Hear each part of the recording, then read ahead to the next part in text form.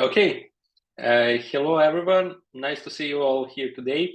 I am Marko Mudrinic, and I will be your host today. This is Kuberentes SIG release weekly meeting, December 5th edition. This meeting is being recorded, and this meeting is being covered by the CSCF Code of Conduct, which boils down to be excellent to each other. We have quite a packed agenda for today. And thanks a lot to Joseph for volunteering to take notes. And if anyone else wants to join the team, feel to do so. We are going to start. I have shared the agenda link. Please leave your name as attendee.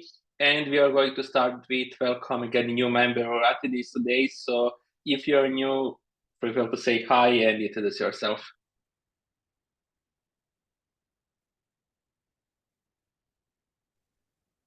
Hi, I'm new. My name is Megan Wolf. I work at a company called Defense Unicorns, and I was just here trying to learn, maybe get involved.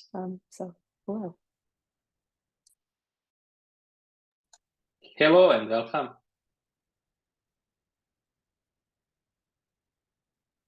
Is there anyone else who would like to introduce themselves? Hi, I'm Divya Sundarajan. I'm new to this call, so I joined various groups and started my contribution now. Just interested to know how the releases, what is we are doing to understand that I'm in this call. I'm I'm working for as a freelancer. I'm working on multiple projects in Kubernetes, OpenShift, and I'm also take trainings on these products. So that's all about me. Welcome. Thank you, Marco. Hello there. I'm Rudraksh. Recently, I got my very first pull request merged to Kubernetes project, and I'm looking forward to explore SIG release group. Excited about this meeting.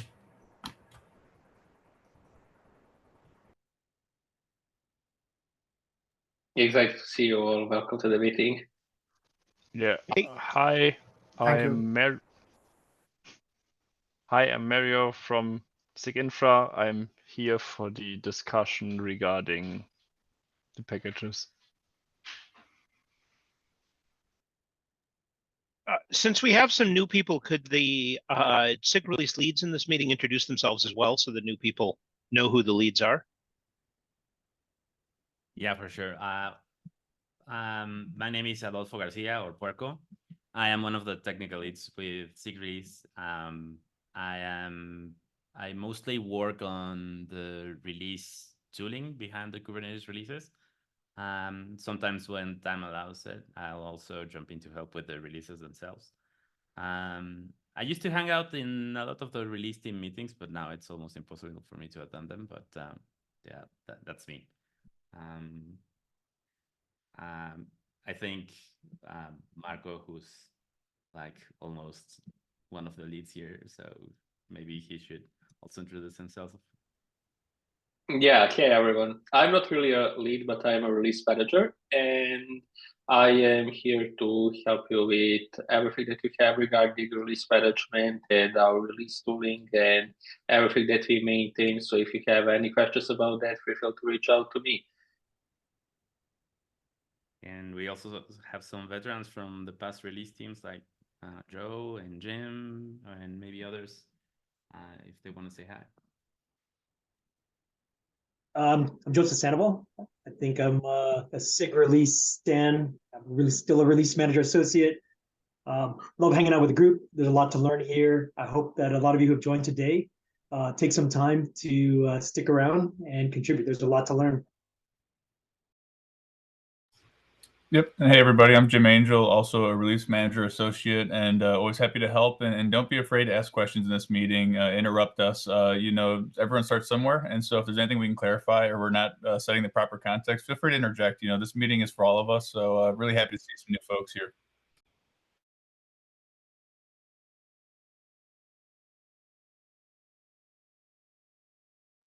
And if you would like to introduce yourself at any point, feel free to reach out to the meeting chat or the SIG Slack channel. We are very happy to see you all. Okay. I would like to start with the sub-project updates and going on with release engineering. The patch releases update. So the Go team announced security release for today. We originally planned to have patch releases this week, but we delayed them for 1 week to allow for cherry pick to get merged after the code freeze was lifted. However, because of cherry pick, we again moved stuff for 1 week, including 129.0, which is scheduled for next Wednesday. And patch releases are scheduled, if I am not mistaken, for Tuesday, December 19. So this is when we can expect the next releases. I'm going to start working on the Go updates tomorrow, my morning Europe time. As soon as the images are available, I hope by then we will have images. Speaking of action items, nothing from my side specific. Beside that, from release manager, please keep an eye on e-comic PR so that we can approve everything on time and get it merged and finish the updates hopefully tomorrow. Speaking of, okay, first, do we have any questions about patch releases? Do you need any help? Not at this time, but I will ping you all in the thread if there is anything needed, or so that you can join. Okay, OBS packages. So there are no major updates of the OBS infrastructure itself. We have to discuss how do we want to handle legacy packages, and this is a topic for later in the meeting. So I will skip it for now, and then when we can get to that topic, we will discuss it. And supply chain security. Lori, do you want me to hand it over to you? To me? I added those. Sorry. Yeah, I don't have anything. Yeah. Well. Okay. Sorry. Yeah. Sorry. It just two quick ones. The first one is because I don't want to rob time from the discussion of the infra. The first one is we made an announcement that we were holding the CNCF Cloud Native Security Slam, which is an event where people can participate to help secure some of the Kubernetes projects. It was going to be this Saturday. We have lots of enthusiasm from new contributors that want to give their time and help projects, but unfortunately, the response from the projects has been lower than expected. And so in discussions with CNCF, what we're going to try is going to set up like the set of goals we want like participants to fulfill, and then approach projects directly and see if they're interested, and then gauge enthusiasm for that. I'll send a more complete announcement later. And the second one is I think I have a proposal for a new S1 system for Kubernetes that fulfills some of the discussions we've been having with SIG Security and the SRC, the Security Response Committee. So keep an eye today on the SIG release channel, and I'll share the documents with more information on that. So this is like a proposal, and everybody can chime in the document and suggest. And yeah, that's it for me. Unless there are any questions, I have to carry on to the more important topics.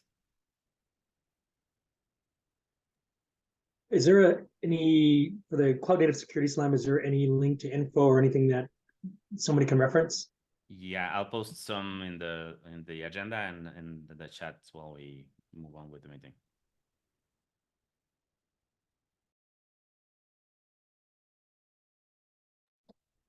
Okay. Thank you for the update, and I'm looking forward to the new proposal for the S1 design.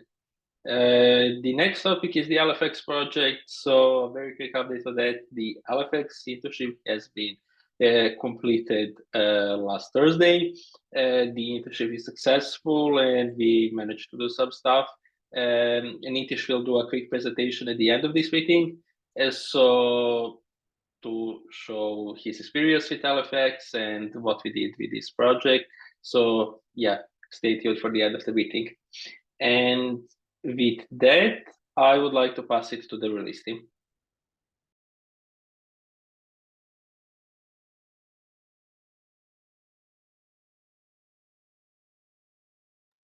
Do we have anyone from the release team, or should I just read the updates? I'm here from the branch manager standpoint. Happy to read these. So yeah, we postponed the December 5th release, so we're not releasing today due to the Golang security updates. And we have in the Slack thread there that's linked, the release has been postponed till December 13th. Given the fact that we're introducing the new Golang versions, we've decided to cut a additional release candidate number 2. That will be on December 7th. And then there's a note there about the Retro 2 being moved to next week, and Xander will send out an updated invite. Any questions about the release?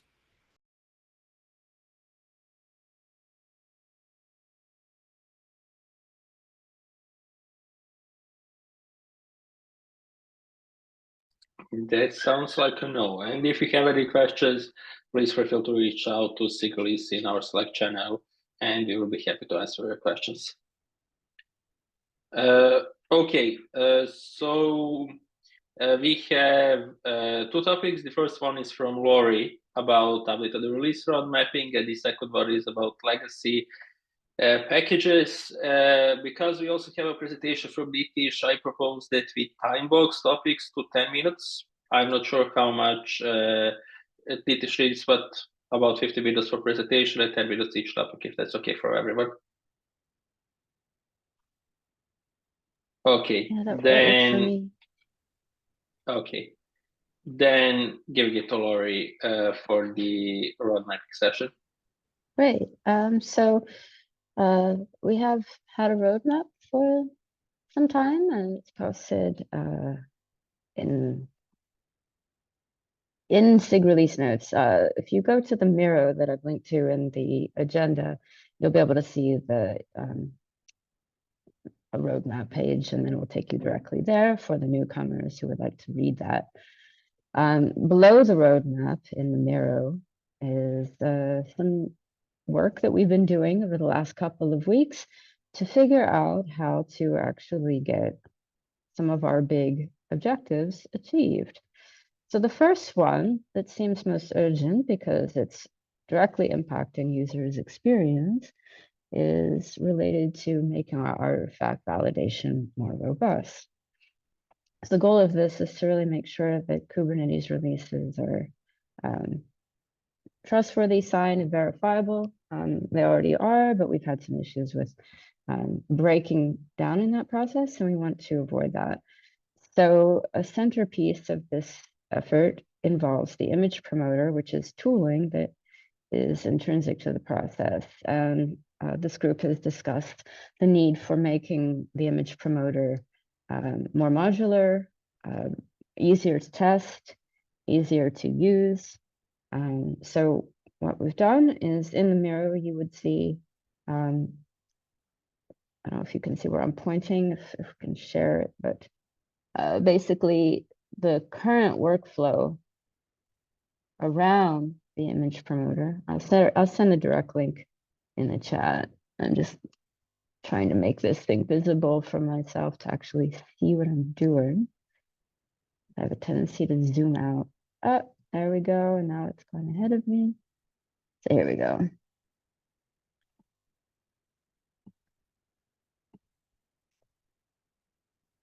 So this simple flow that Sasha created shows you how the image promoter, the process around the image promoter works. The yellow post-its underneath the aqua and green blocks are the related functions. And you can see some emoticons, and there's a lot of angry faces, a lot of them. So we might as well just probably put an angry face on the whole thing. But these were mentioned in our last group discussion, which took place last week, as real pain points. And so in last week's discussion, we talked about a number of ideas that we could pursue to make the image promoter more modular, more robust, more. We talked about some of the risks involved in turning this monolith into more modular components. And then we also talked about just things we would want to improve in the process, including making that process more formal. The outcome of the notes and discussion was that we have a lot to learn about what we want to do before we do it. And so if you look in the mirror to the right of the workflow, if you just move the cursor to the right a bit, whoever is emceeing, yeah, it might take a little while.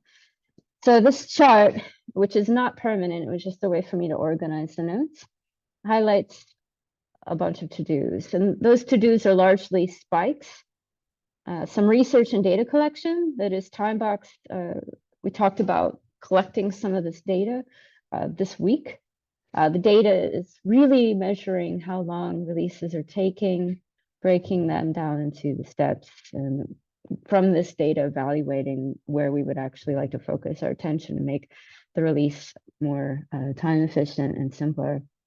Then you would go to the gray and green boxes, which are just one colored cluster is a bunch of tasks. Just wanted to break these out a bit because when we talk about work, we sometimes can gloss over the fact that just collecting feedback and making a decision can take time in itself and be almost as time consuming as the work. So you'll see a number of decisions that we need to make and a bunch of spikes toward the end to find out more information that will help us make more informed decisions. So where are we now with this work? So we had another follow-up this morning Europe time, and basically we want to self-organize this group, which includes long-timers, newcomers. You know, we'll try to work to get as many people involved who wants to be involved. But basically, we need to tackle those spikes and evaluation-related tasks first, to then position ourselves for decision making. I will push these tasks in that table to GitHub, and we have a project board where we will store those issues. So everything will move out of Miro into GitHub starting now. Ideally, to help newcomers find their way, we would match one veteran member with a newcomer on some of these spike topics so that they can work together and do knowledge transfer. I would suggest that we have at least 2 people work on a spike so that work continues if one person cannot, like has time off or something like this. And given that some of the other issues that are on the roadmap are downstream of solving this one, we would like to focus or strongly encourage focusing on getting the group to work together on this before tackling any of those other issues. This will help us to concentrate our team power towards really solving one challenge at a time, and that will help us heighten the likelihood that we will make progress steadily and more quickly on this. So that's that. I will say just one thing. We did not get around to tying SALSA requirements and anything related to SALSA documentation or standards as part of this work. It's really just fixing image promoter, but that's done under the spirit of enhancing the entire process.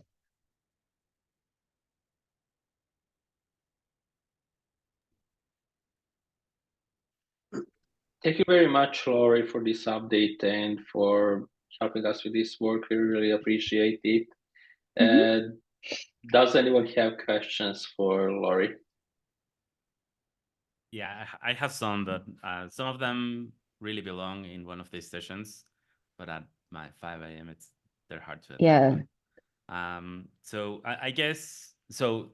I agree if you've identified the image promoter as being the main thing we need to focus on. It's so have there been any discussions around the actual work itself, as in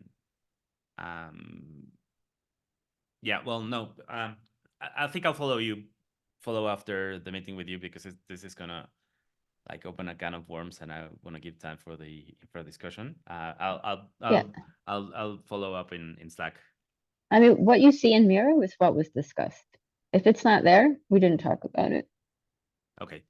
So I don't think any future sessions will be planned, although that could change. It would just be like, I think right now we need to figure out how to structure the spikes and point towards making some of the critical decisions to make image promoter refactoring, rewriting, all of that, like most informed. But that will take place in GitHub issues.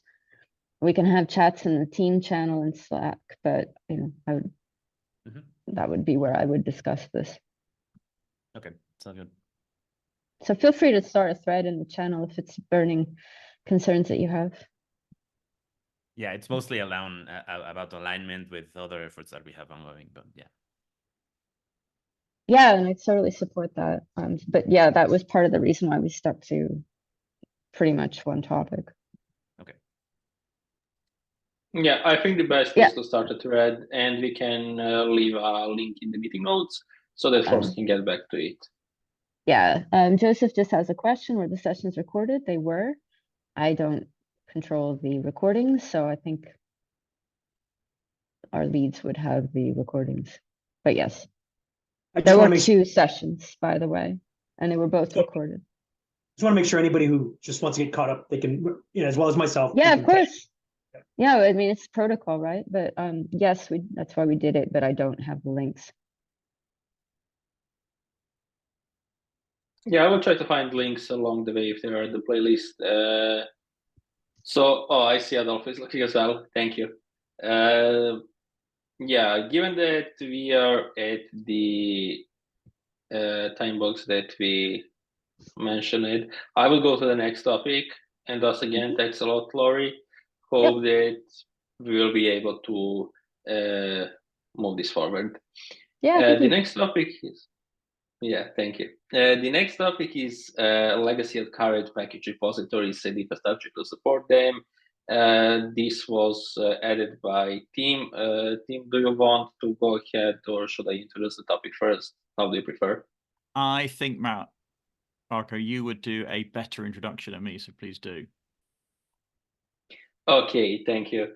The situation is the following. So you might know that we introduced the new package repositories that we call the current Linux package repositories, or official package repositories, hosted at packages.kts.io.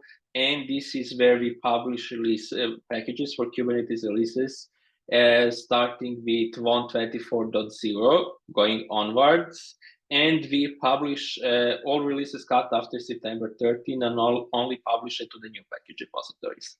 That repository was announced in mid of August, 15 August to be concrete.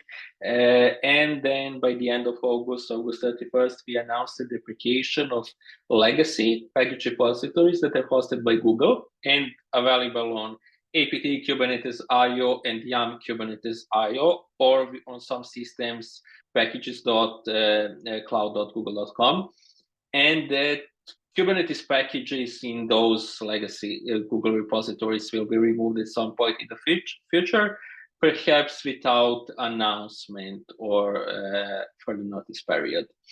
And now we came to that point, and we would like we have been told that Google would like to do that removal beginning of January, and we are trying to get ready for it. Now, because to preserve all those packages, we created a snapshot for both apt and yum repos, and we are debating on if we should make that snapshot public to users in order that users have some more time to upgrade. This is one thing, even that those releases are end of life. But second and mostly important reason is that we actually get information about what sort of traffic are we serving and how much bandwidth do we need, because that would actually put us in a good position, because we could negotiate with providers such as CDNs or OBS, SUSI, and many others, some bandwidth for those packages, because at this point, and when we tried to negotiate in the past, that failed pretty quickly because we were not able to provide any number. And with this, we could actually try to figure out how much traffic do we need by trying to serve it ourselves, but without any guarantees on how that would work. Like, would we have any brownouts? Would we remove some packages that are too old or that are available in the new repos and stuff like that? So the point of this discussion is to decide what I would propose and like what do we want to go with that idea to make the snapshot publicly available without any guarantees. That's the first thing. And in case we do so, to agree on how do we want to host it. Do we want to use AWS, GCP, or maybe some other solution?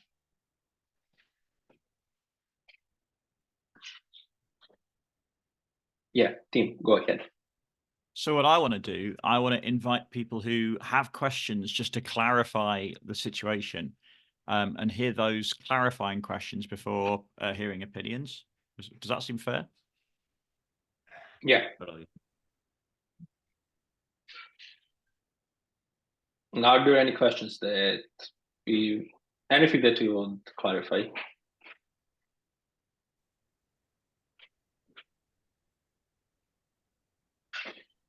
Mohammed, I see that you're unmuted, but we can't hear you. Yeah, I am, but I don't want to say anything just yet. I want to hear from others first.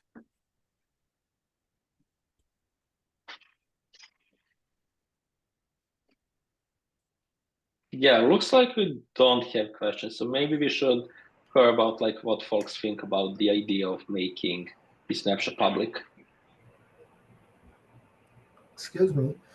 Actually, I have previously worked with a CV binary tool and the SBOMs it generates. So can you please share any resources about the SBOMs being discussed here? I would like to learn more about SBOMs.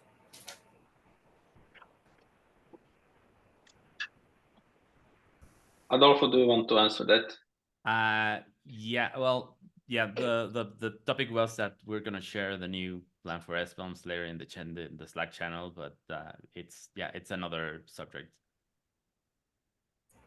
Sure, I would love to discuss it in Slack. Thank Yeah, you. for sure. Okay, there's a question from Mario. Not so much. I mean, the question is, what would interest me is the standpoint from the release team, especially taking out of accord things like budget limitations that we have, credits that we have on AWS, or whatever CDN we can put in front of it. Just like what would the release team from a user perspective want to see? Because I think this is also helpful in the discussion to take ahead, especially if we need to, if we move away, or if we remove packages from the registry, the users eventually will migrate, so the storage will, or the traffic will eventually hit us. Nevertheless, they just will then hit us later because people are migrating to newer versions. Yeah, Adolfo. I have some thoughts on that. Well, so the first thing is, anytime we do changes to the way we're serving things, even if it's just a minor thing that you don't think can potentially affect users, we found out time and again that you break someone somewhere. And so the more transparent you can be when doing this, the better. Now, we should like strike a balance between how transparent we are and, as Ben always puts it, creating expectations of people relying on some things that maybe they shouldn't. So given that, obviously in an ideal world, I would prefer not to have any breaking changes to users so that no one gets affected. We don't get any flag for released artifacts being missing. I don't think this affects us directly, but we certainly, carry some of the burden. But I know it may not be possible. So I think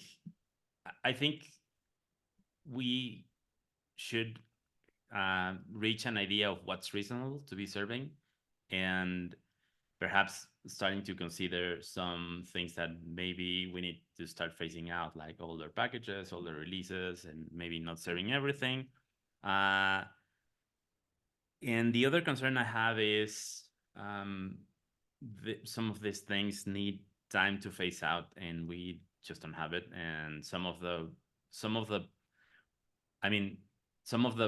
communications and announcements and information that we should have out there, maybe there's no time to do it. That's my personal feeling. Yeah, I would actually like to kind of agree with that, and to add to that point while we're still there. We, as the Kubernetes project, can't serve stuff forever. Like, we have to make it clear to users at some point. But what I would like that we have in this case, even that we said that the old package repositories can go at any time, I would actually like that we put a concrete deadline when we are going to put down the old repositories, and that is doable. Like, let's be real, January 24 is not doable because many folks are on vacations. You can't upgrade to some supported version and to migrate to packages KTSIO in that short time frame. If we say up to 1 year from announcement, if we manage that, we don't provide it. For user perspective, that's going to be much better because users are going to do that in a way. They are going to migrate. They know until when do they have time. Not all of them are going to migrate, but we did what we could do. This is from the user side of the things. Tim, do you want to go next? Yeah, I want to talk about the past. I want to talk about 20 years ago when I joined the world of IT. It was very common for people to get packages from other than upstream.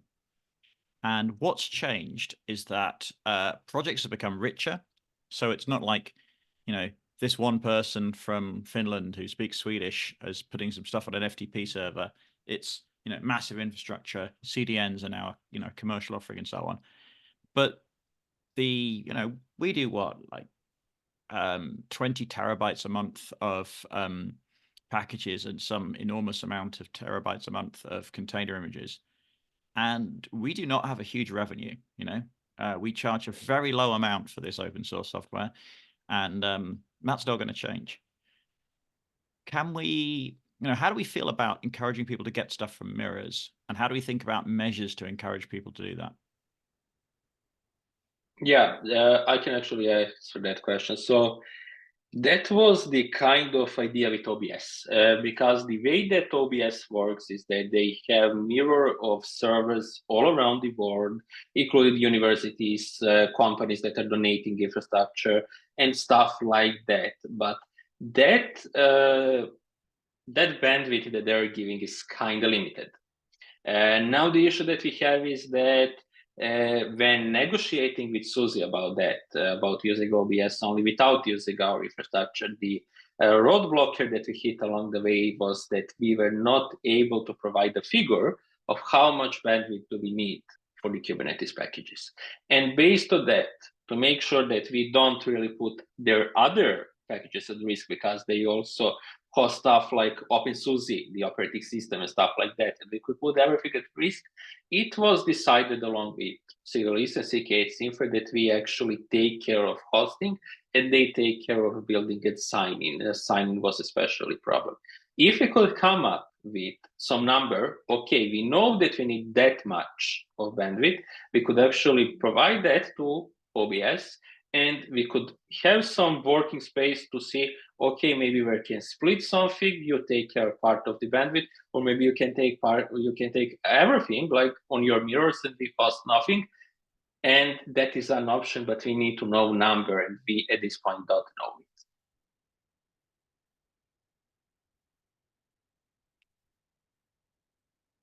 Yeah, now Ben, do you want to? You have hands up for some time. Yeah. Hi all. So I'm at Google. A few little points. First of all, I want to point out that so my former team had inherited publishing the packages, the engineering productivity team for GKE. It didn't really have any alignment with the team, and they only had access to publish the packages. So we've been escalating for years now, since before the pandemic.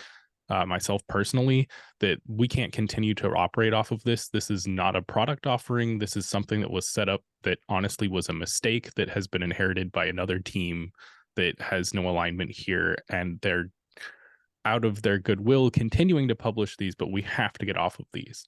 That has been the state of things for many years now. So getting to the point where we are now is not some sudden surprise. The packages are going away in the new year because no one owns this, and there has not been enough bandwidth to get ahead of some migrations that would be necessary. So very clearly, this is going away, and it's because we have not had a host for these packages. We've just continued to rely on something somewhere that no one knows how much it costs, who's running it, or anything, and that's going away. So we, as a project, did set up OBS, which has all current supported releases.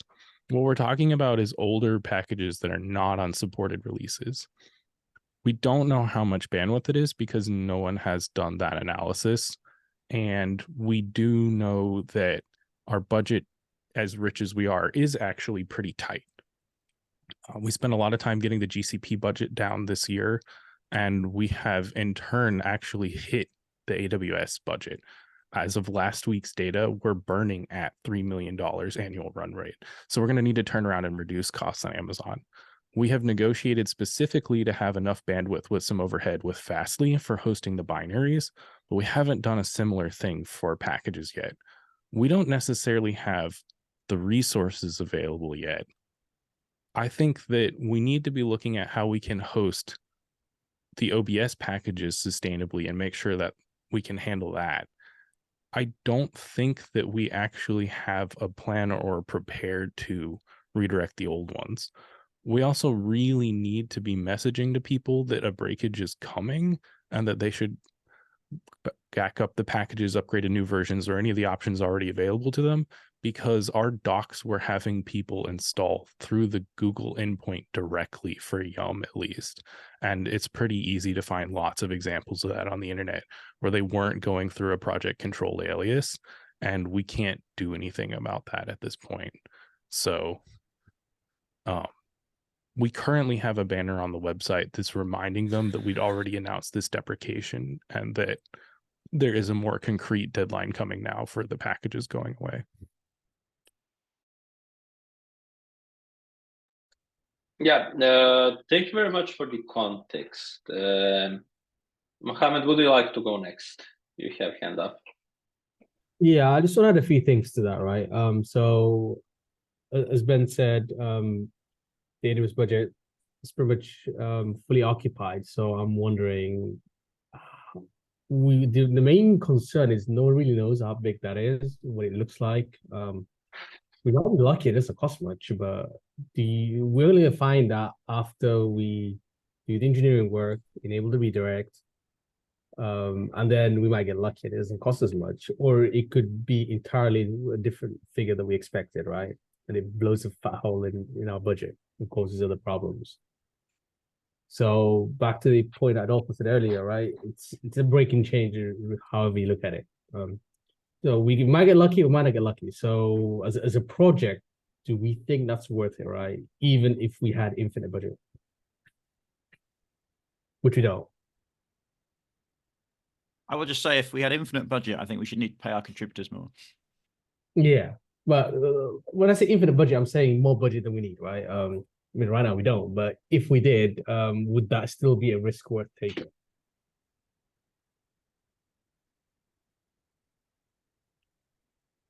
I think we need to figure out two things. Like to what Ben said about the budget, this is truly risk. I agree with that. But I have to piggyback on what Mario said at very first thing. If we don't figure this out at the beginning of the year now, we will figure this out at the end of the year at most possible time when we actually spend the budgets, and we wouldn't have a choice.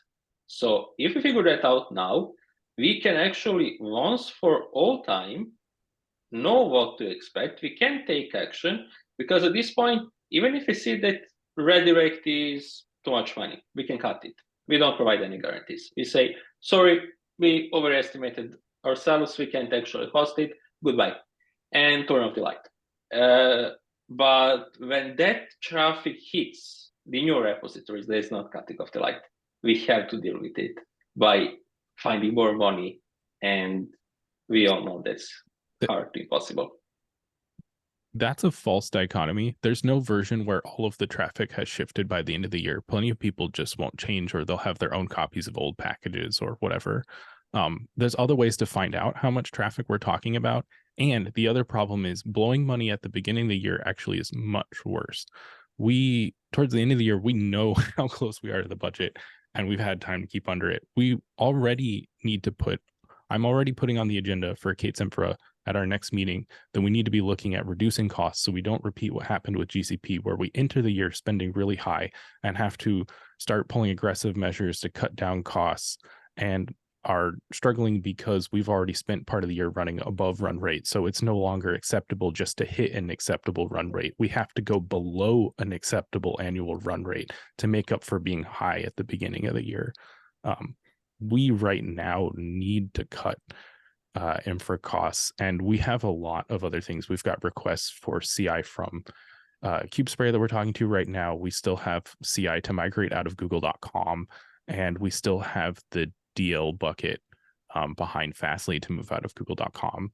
And for those things, the risk is more like what happens when we have internal projects that at best I'm the only owner and I'm running around trying to keep all these things online and not firewalled off and whatever. So we have to make space to move the infrastructure that runs the project itself, all the CI testing and whatever, because we haven't finished doing that. And we're already on Amazon burning at about the budget. Fastly was right-sized for binary downloads. If we have time, we could try to, for example, Gphy brought up Cloudflare. We might be able to get some more resources between now and when there's more traffic on the new endpoint. But if we throw all the traffic at it now, we're going to burn money, and we can find out information without burning money. We for all the traffic that is going through the redirect is already a community service, and we can look at the data flowing through the redirect, and you can extrapolate from there without actually hosting the bandwidth. We can look at what redirect requests we're getting and know how much each of those would cost for the actual download. It'll take a bit of work, but it's doable, and it doesn't burn a hole through our budget. Let me ask this in the following way. Can we come up with a number that's acceptable budget, how much for the old packages is? And for example, we came with 100K per year, right? And we say if it goes beyond that, we turn it off. If it is below this is something we can sustain. Because I believe this is maybe the okay, like, to find some middle ground. I think the number that we actually need is bandwidth, and then we have to go from there and figure out where can we afford that bandwidth. We have Equinix, but that's a lot more work for someone to set up. We have GCP and AWS with their offerings. Right now, AWS is pretty much out of the question because we're using all of the budget right now. We have to find space in the budget first, and that will take some time. And then Fastly, we could try to talk to them some more, but what we have right now is based on figuring out how much bandwidth we need for DL and requesting some overhead above that. So that one isn't really usable for other purposes at the moment. So that pretty much leaves GCP, AWS, or our bare metal with Packet.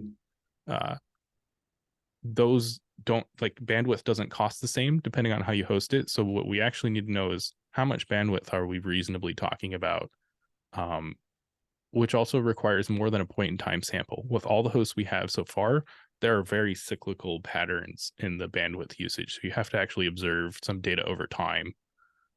Once we have some idea what our bandwidth patterns look like, then we can look at the offerings that are available to us and see if we can afford it. But it won't be a dollar amount either. We don't operate on dollars. We operate on credits on certain providers. And in Fastly's case, it isn't actually dollars. It's a bandwidth allotment and a certain number of certificates and that sort of thing. So Tim, do you want to go next? Yeah, so my next question, like, how does SIG release feel if these legacy packages, if you go to apps.kh.io in January and you get a page that says it's not working, and we produce like a friendly, page engineered rather than just deleting the DNS records, but it's clearly there's nothing there. How does SIG release feel about that?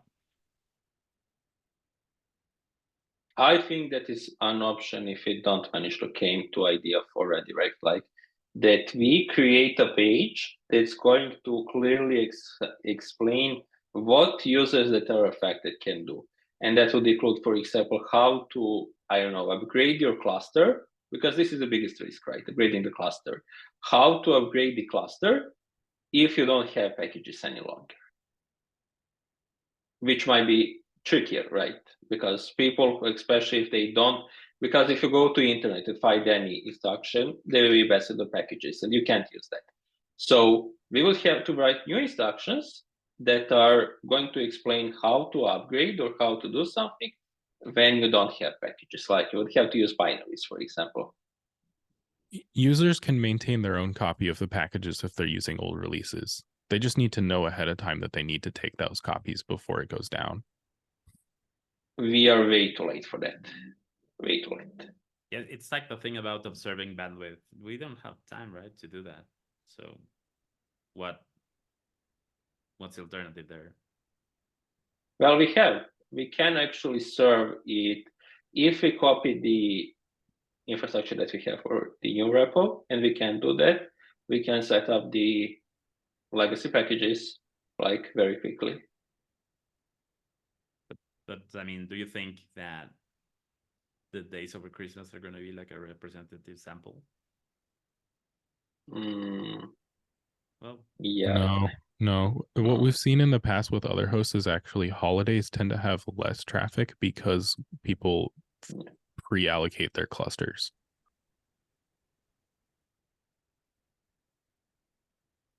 Mario, do you want to? Oh, sorry. Figure.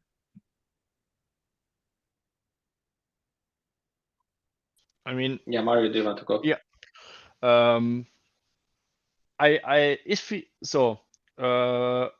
As Ben said, if we can get out the traffic out of Fastly, how much it's currently hitting us, I would say it's worth a shot to determine how much it costs.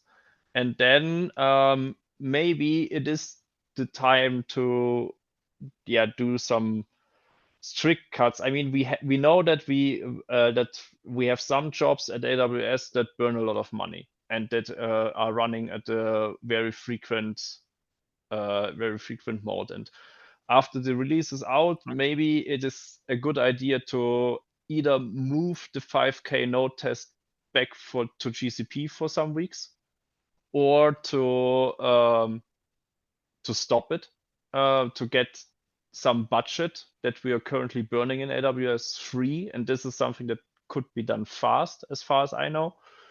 And then we could, if the numbers that we get out of Fastly would say like, hey, we could cover the cost, this would roughly cover the cost there.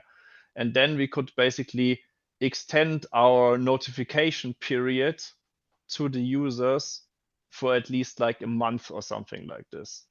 And January or into February, or maybe even into March, and then in KubeCon it's done deal. That's personally the scenario that I would like to see, because those that are following CK's infra, the spike in usage of credit started the scalability tests. And I think we can afford to run them less frequent while we figure this out. We don't have to disable them, but we can run twice a week. And that's going to enable a huge amount of credits. Even though some folks might not very like this, but I think this is a compromise that we can make. So we already been running. We've already been reducing scale tests this year because of the GCP spend. The AWS scale spend is to enable us to do multi-vendor scale testing and to reduce that. I also don't know that that's actually the main all of it, because we've been moving other CI out. Like there's a lot of things running on those credits and we don't have that analysis. And so that's exactly the sort of thing I'm talking about. We don't actually have a plan for affording it right now. So we can't announce to users that we're going to host this for them without running the numbers and actually saying, yeah, we think we have enough space to run this. Unfortunately, the Amazon bills don't have any public visibility yet. However, we do go over them in our calls and we do have the aggregate data. So the aggregate data on total usage is in Slack. Our call tomorrow will run over the actual like in console bill. To maybe jump in. So maybe jump in there. So we got the license key from KubeCost today and hopefully can at least have some installation in AWS this week or next week. So then we can basically point on how much the jobs cost, or at least get a first understanding. And maybe this could then be a point to look into what to cut. All right, so I'm going to talk about something that's a little bit off topic for this group here, but one thing we haven't done yet that we probably want to start doing soon within Kate's infrastructure is we haven't quite carved out how much of X do we run, right? So like let's say you were building something right at home, right? You probably know how much you're going to spend on, let's say, your sofa, your kitchen, blah, whatever, right? You kind of got an idea written out somewhere, right? That doesn't exist today, and it's something we would like to write out as a policy.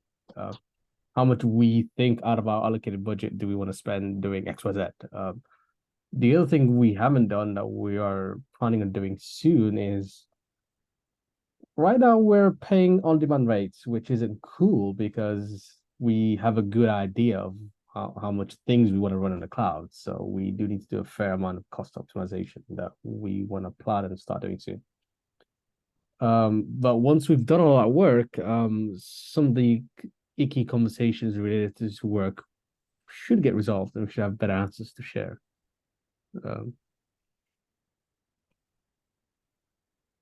I think that someone said, or I read somewhere, that if you use credits from AWS, you can't actually get the better rate. You have to use the on-demand rate. I'm not sure if that's true, but we would have to verify that. We've tested that and verified that that's not the case. For Amazon, we'll need to talk to Amazonians and verify that. But yeah. Well, that's kind of dumb though, because you don't really use, if you're running serious amount of stuff on the cloud, you never run them at on-demand rates because it's too expensive. Yeah, definitely. Yeah, we've been pretty reactive. We have some proactive plans for next year to finish figuring out how we migrate things and how we set up acceptable use policies and so on. Unfortunately, we have a couple of requests hitting us right now as we haven't had time to get to that yet. We have multiple avenues where we're going to optimize costs. I mean, that's certainly going to happen, but we can't make any guarantees about how effective that's going to be yet.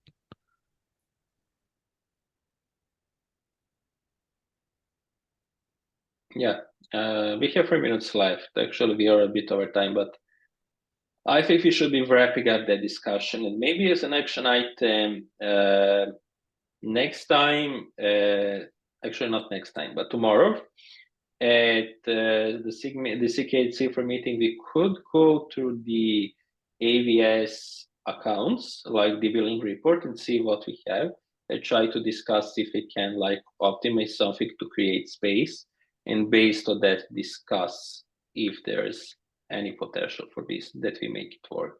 So this is maybe the best way forward. And Then we see with kubectl if we get any result to try to deploy it as soon as possible. Adolfo, please go. Yeah, I have kind of a more concrete question to the Kids Infra folks. So is there a way that we can, I don't know, as Mario said, like have something, some of our infra resources serving the mirror while we figure this out, or there's no way of doing it? Maybe on GCP. I don't know. I mean, if we're going to redirect the Firehose to them, just to find out how much it costs, I think that a much better answer is to look at the redirect and figure out from the redirect how much it costs. Like, send some PRs, gain access to the logs for the redirector, make sure it's logging enough information, and then do a little bit of analysis. We can look at what paths get redirected to, and then we can look at how big those artifacts are on the other side of the redirect and compute how much bandwidth is this. I don't know if we have sufficient logs yet, but like that deployment is an Nginx instance in the K8s.io repo. The only thing I would say is that we will be slightly careful about it because it's a shared instance for a bunch of things. So another thing that we could consider doing is going ahead and doing the work to break that out to a separate Nginx where we can toy with it all we want without risking breaking all of the other things we have on that Nginx. And then we can increase the logs for that instance if we need to, and grant people access to the logs, and figure out like even just a day's number would give us a ballpark. We have no idea right now. No one has figured that out. That's one of the goals, right? Measuring and then but the other thing is so my point of view here is that probably it's not worth keeping all of the archive all the way back, and then perhaps we should like think about a different configuration for the kinds of things that we serve. So that'll work if it's not going to be a drop-in redirect and it's just here's the legacy packages. It won't work if it's going to be a drop-in redirect because we won't be able to sign the index. Exactly. Also, I want to point out, in the past, K8s Infra went to switch a redirect like this before for the binaries to Fastly, and we hadn't done the measuring for that one either, and we had like a couple hundred gigs allocated or something, and it turns out we need terabytes monthly for that, and it was in excess of 5 for the most recent month. So just the redirect responses? No, I mean for the bandwidth. We were going to switch over to using Fastly, and no one had actually checked the data, and the agreement that was coming through with Fastly at that point in time was just not enough resources. So we've done that before and very nearly stomped and like wrecked our infrastructure. We really need to figure out how much we're talking about. If we're talking about setting up just here's a place where you could go fetch these, that may be lower risk because it will only be the users that like take action to obtain a copy, and we can try to message people that like, this isn't a working app. We're not even going to have an index. We're not even going to have super old packages. We just have maybe 3 or 4 more recent releases that are out of support, and the packages are available here for you to grab, but they're like not signed with the old key, and it's not an actual apt host. You're going to have to like curl them and stick them somewhere or something like that. That exactly. Probably wouldn't cost anywhere near as much. It also doesn't help as many users though. Yeah, the question was more around, so we are facing 2 kinds of scenarios. One, I mean, there's the breaking change, everything goes away at the new year, and we want to try to avoid that. And so I think just to be responsible, so we should like rethink the kinds of things that we're serving and how we're serving them. And it takes there are some unknowns, right? We don't know what that serving is going to look like. There are some questions on like how much do we need, how much budget, and so maybe solve some of the technical challenges around signing and if we can fit it. But the thing is, we need some time, right? Adolfo, can I break your day for a moment? Yep. I have a concrete question. Who can help me to bring up the new Nginx instance for APT Kuberentes SIG and Kuberentes IO, and that we create a setup that's going to analyze log as soon as possible, like today and tomorrow. I can help you with Who that. is there? Okay, let's pair up on that. I will see what we can do. You are close to my time zone. Does tomorrow work for you? Will you be around tomorrow? Yeah, I'm around tomorrow morning. European time. Okay, then we will figure it out, and we will figure out how to proceed based on that, and try to come up with some numbers by end of week. This will also be really useful for us for getting ahead of the what's going to happen when we get more traffic on the packages. This will give us some insight. From past experience, we're not going to get the same amount. Like I can tell you, we're getting huge amounts of traffic still to Google Containers GCR and to Kate's GCRIO. I have some separate escalations going about that. A lot of users are just never going to switch. They'll run it into the ground until it's broken. And people are also using direct packages cloud.google.com, but we can get some insight into how much traffic we might expect in the future, and we might want to start looking for, if not for this, for the current packages, looking into where we can get more resources to make sure that stays sustainable. Because for that one, I'm still a little concerned about, is CloudFront actually going to wind up being sustainable for us? Yeah. Where are we with the Cloudflare conversation? I know we decided not to use it a year ago, but did that change or no? That may actually be possible. Bob, who was actually on steering at the time, I followed up with him about this, and he said that steering never actually had a formal conversation about this, and there's some confusion about that. So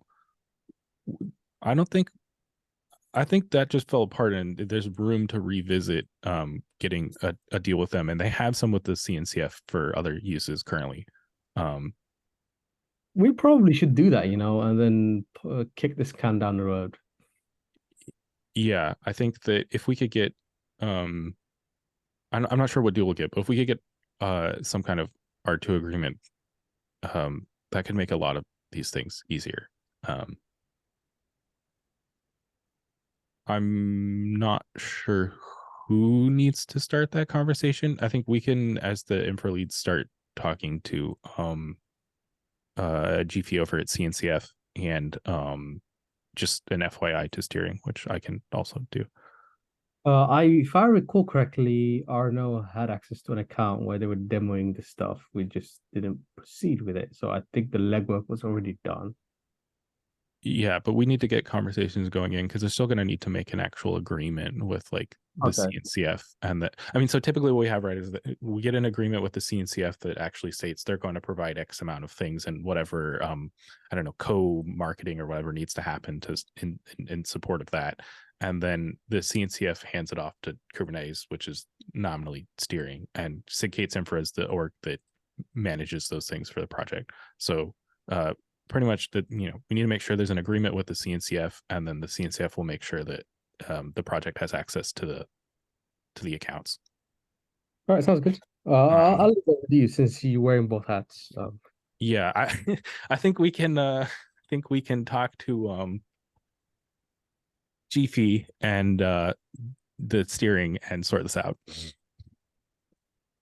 Yeah. Okay, we are way out of time. Josh had hand up. Do you have anything to add? Yeah, I just want to briefly go in there. There was this huge, we've had this long discussion about accounting and trying to figure out how much the legacy packages are costing us and that sort of thing.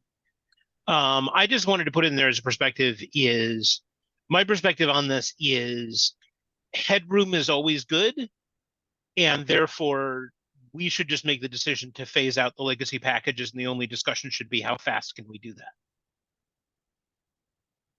I agree with that. As I said at the beginning of the meeting, the only thing I would like personally to see is that we put a concrete date. The only problem is when we did the original announcement, we didn't really have a date. And now we are doing this on short notice, and I think a lot of folks will be unprepared for this.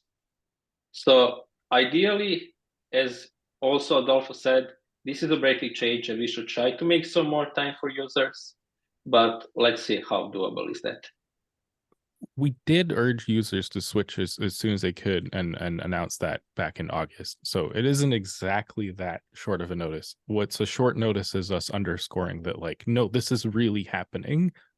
So we pushed that out beginning of December, which is not great, but they have had notice since August, actually. That's true, but I think that one of the things is every time we do heroics on this, we set up some kind of unsustainable expectations. We have not gotten any users to come help us with these packages this entire time, and it's been really difficult to keep them running. We've gotten a few project members to stick a lot of bandwidth into getting us a new package host going, but I haven't really seen anybody new showing up in support of any of this. I think that may actually change if some things break. So there's also that to consider. Like, when we bend over backwards to make it so that nothing will ever change with hosting unlimited free content, people will continue to depend on that. So something else we should be looking into is making sure that we have some acceptable use, like rate limits in place on whatever we're hosting currently, so that heavy users get the message that, like, we're not going to pay for that. Yeah. I mean, to look at this sort of relatively big picture, older open source projects don't host their own stuff at all. This business of us hosting millions of dollars worth of downloads is actually fairly unusual within the world of open source. And we've been exceptionally generous in that. And we could stand to be less exceptionally generous. Also, like, distro style packages are really unusual unless they're coming from a distro project. We provide a lot of ways to obtain our releases, and we pay a lot of cost for that. That's true. Okay. I really appreciate this discussion. It was actually very productive, and I think we can continue part of it on Slack and tomorrow on the CKH Infra meeting. It's 10 p.m. Central European Time, 9 p.m. UTC. So if you want to join, please feel, and then we can continue discussion there. And with that, I would like to close the meeting. Thank you everyone for joining, and hope to see you next week. Bye-bye. Bye. Bye.